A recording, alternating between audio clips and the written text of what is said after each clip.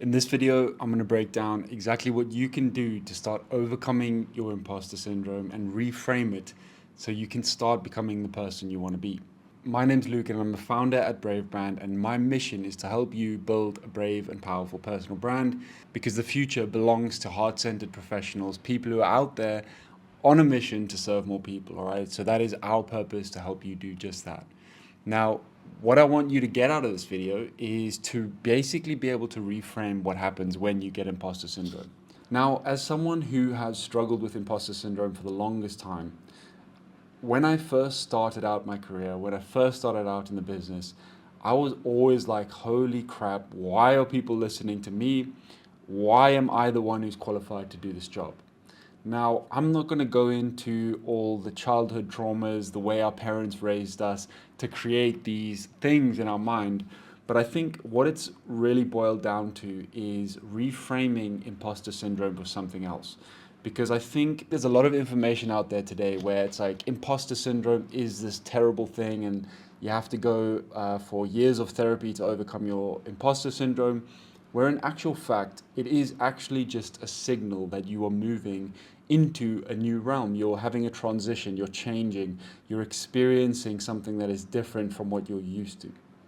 And so naturally, if you change a job, if you start becoming a personal brand, if you start trying to put yourself out there on camera, trying to be seen, quite naturally, you're going to feel imposter syndrome. And so what the majority of people do when they feel that, they're like, holy crap, this is uncomfortable. I'm going to back off. I'm going to quit. All right. And that's generally why not that many people do it, and not many people do it successfully, is because the imposter syndrome almost stops you from showing up as a true reflection of who you really are. How can you get to the truth of who you are quicker without having to try and wear too many different masks or try and just replicate what all those big influencers are doing online? And so one of the most important things that a mentor taught me was, shout out Paul Council, who tells this story in his book, The Psychology of Wealth. He talks about the comfort zone. Now, everyone talks about the comfort zone. Everyone says, oh, you gotta get out of your comfort zone. But what the fuck does that really mean? Now, imagine this character, let's call him Adam. All right, Adam has been making 100K a year every single year for the last 5 years. He's doing pretty well. He's happy with himself. He's got a comfortable life. He's got a 3-bedroom house, which he really loves. But if he if he was living in London, he would have a 1-bedroom studio apartment. But yeah, he's living comfortably. He's got enough money to pay his bills on a regular basis. All right, so he's making 100K a year. Now, Adam, he is running his own business, all right? So he has a few clients he works with who pay him on a monthly basis, and it's regular income. It's doing really well, and his clients are happy, all right? They're happy. He's doing the job. He's getting it done. And then all of a sudden, one year, something happens. Something happens in the market where one of his clients ends up going under and they can't pay him anymore. And so at the end of the year, when he's doing his final accounts and he sees that he's only made £90,000 that year. All right, so he has dropped 10% below what he usually makes on a regular basis. And so in doing this, Adam realizes, he's like, holy shit, I'm dropping below my baseline. What the hell am I doing? I'm slacking. I feel like a failure. I need to get back to 100K. I need to scramble to get back to my baseline. And so the next year, what Adam does is he scrambles, and he works his ass off, and he ends up getting 2 new clients on board, and he goes to the following year when he does his accounts, he moves up to 110K per year. All right, so Adam has just shot up from being at 90K all the way to 110K. So he's now 10% above his usual baseline, and we can call that baseline his comfort zone, and his comfort zone is 100K. And so what ends up happening now is he realizes he's moved above his comfort zone, right? So he's at a 10% increase. And so now what Adam is finding is that he is actually in no man's land. He's never actually been in this place before. So with all of that extra income that he has, he starts spending it.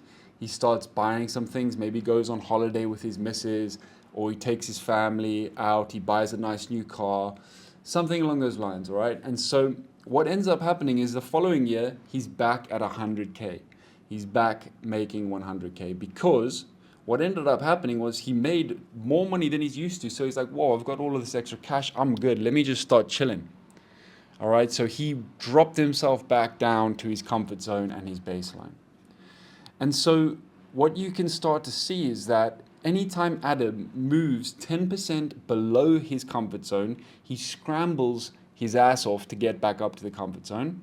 And anytime Adam moves 10% above his comfort zone, he starts getting complacent and he drops back down to the comfort zone. Now, let's say 1 year that Adam did something really, really awesome, and 1 year he actually jumped, let's say 20 to 30% above his comfort zone. All right. What Adam starts to then feel are things like, holy shit, I'm an imposter. This is uncomfortable. This is scary. What's happening? Is this going to work out? This is hard. I don't know what I'm doing right now. I'm out in the absolute wilderness. Okay. I'm out in the wilderness. I've never been here before. What do I do? All right. And then the tendency to be like, retreat. We're in the unknown. Let's go back to where it's safe starts to kick in. And so that is a very, very common picture that plays out in a lot of people's lives. All right. We either move far beyond our comfort zone and end up subconsciously retreating back to the comfort zone all the time. This is something that traps people for years and years and years. All right. And I could even relate it to a story of mine where I would go and I would train, I would get really, really fit. I would go below 10% body fat and I'll feel amazing. As soon as I would get to that place, guess what I would do? I'd go down to KFC, McDonald's, I'd start chomping on some burgers. And before you know it, I'm back at my comfort zone. All right. And it wasn't until I heard the story that I was like, holy crap, I am just sabotaging myself. Every time I move above my comfort zone, I always have this tendency to drop back to my comfort zone. And you can see if you want to move and you want to grow your business, you want to become healthier, you want to become fitter, you want to become a better person, you have to be able to move above your comfort zone and hold it there without retreating. And so when you are more than 10% above your comfort zone, let's say 20 to 30% above your comfort zone, it's in those moments when you start to feel uncomfortable that you need to hold on, you need to persist. Exactly the same as if you're riding a bicycle and if you're training really hard. You know that in order to get the gains of that exercise or of that training session, you need to hold the pace in that discomfort in order for your body to start adapting. All right, so if we look at Adam's situation, in order for Adam to actually break through his comfort zone and actually raise the level of what he's actually capable of earning, he needs to be able to deal with the uncomfortable feelings that come with being in an unknown situation. All right, so the point of the story that I'm trying to get across to you here is that we need to reframe discomfort as a signal for growth. We need to reframe discomfort as a signal for growth. The same way a cyclist does it in the gym. When he's blasting his way through, he's doing an interval, he knows that he has to hold that interval at the point at which it's painful in order for him to become a fitter athlete. All right, and in the same sense for us, if we are doing something that makes us feel uncomfortable, whether it's a feeling of imposter syndrome, it's a feeling of, oh my gosh, I don't know what next steps to take, we have to be able to sit with that discomfort and say, okay, I'm feeling uncomfortable right now. I feel imposter syndrome. I feel scared. I feel afraid. But knowing that if we sit with those feelings, that we will break through them eventually. Now, it's not good enough just to say, let's sit with the discomfort and just hope everything changes. No, no, no. What we need to do is first notice that the discomfort is a signal for growth. And then what we need to do is start to find information on what steps we need to take next. All right, because when you are out of your comfort zone, when you are in the unknown space and you're like, all right, I've never been here before, we need to find people and speak to people who have done what we want to do. All right, and so that is why it is so important, especially in business, to find mentors, to do courses which are going to unlock the information that you need to basically go to the next level without having to retreat down to the comfort zone. And so that is why I'm such a huge proponent of self-education. All right. When you get out of your comfort zone, when you're out in the no man's land, finding a program or finding a course that can actually give you the steps that you need to go to the next level is going to unlock substantial amounts of growth in you. All right. And that's where the saying comes, the more you learn, the more you earn.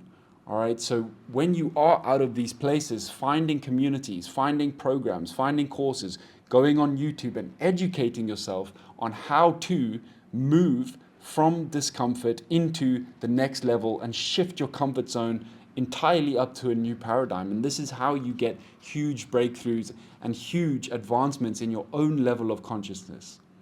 All right. You have to be able to deal with that discomfort. And the best way to deal with discomfort is to educate yourself, to find information so you can start upskilling yourself. Because as we move up and we grow up the spiral of life, every single time we overcome a set of problems, we're faced with a new set of problems. And so in order to overcome that set of problems, we need to gather some new tools, we need to gather new information on how to overcome that obstacle. Then we move up to the next level, and then another level of problems comes. All right, and a really awesome quote from Tony Robbins is, one of the biggest problems people face on earth is the fact that they think they shouldn't have any problems. All right, life is not about not having any problems. Life's about dealing with the problems. Life's about overcoming the problems in a way where you can actually look at it scientifically. You can look at it with the eye of education. Who has done this? Who can I learn from? How can I keep moving forward without being stuck in my comfort zone? All right, so you might be saying, okay, Luke, how do I do this? How do I overcome the imposter syndrome? What has really helped me on this journey is to know that on the other side of my fear is the gold. Okay, and if we look at life almost like a spiral, and there's a block right in front of us now, which is the level that you're at set of problems. And this could be in multiple areas of your life. It could be in relationship, could be in business, could be in fitness, whatever it is. All right, you need to ask yourself, how are you going to overcome that set of problems? And generally, overcoming those problems is going to have a healthy dose of fear attached to them. All right, and so once you move through that, you'll find the reward on the other side, and then you can move to the next challenge and the next challenge and the next challenge. So my challenge to you is going to be to ask yourself, in what area are you currently blocked? What area are you facing a problem in where it feels fearful, you feel afraid, you feel like an imposter? Are you scared to post a video on social media? For me, that was a huge thing. I was like, oh my gosh, everyone's gonna judge me. Everyone's gonna see what I look like. They're gonna laugh at me if I post this video. And guess what happened? I eventually found the bravery and the courage to post that first video, and I realized, oh my goodness, this is not that bad. And that started a beautiful chain of events to building my own personal brand through the content I was producing. All right, so for you, what is it? Ask yourself that, journal on it. Where are you blocked in your life? Where are you afraid to move forward? And where are you actually sabotaging yourself in your life right now? It could be in a relationship. It could be your lack of ability to try and move forward in business. It could be your lack of ability to jump on sales calls, to do cold calling, to do DMing. Ask yourself honestly, where are you blocked? What is holding you back? And so my challenge to you is going to be this. What can you do today that you are afraid of? What can you do today that scares you, that makes you feel like an imposter? How can you do the thing anyway?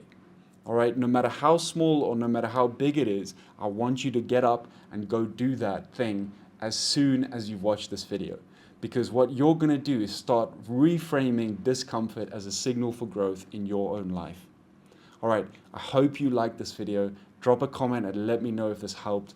And please like and subscribe and send this video to anyone who you think would benefit. All the best, my friend, and I'll catch you on the next one.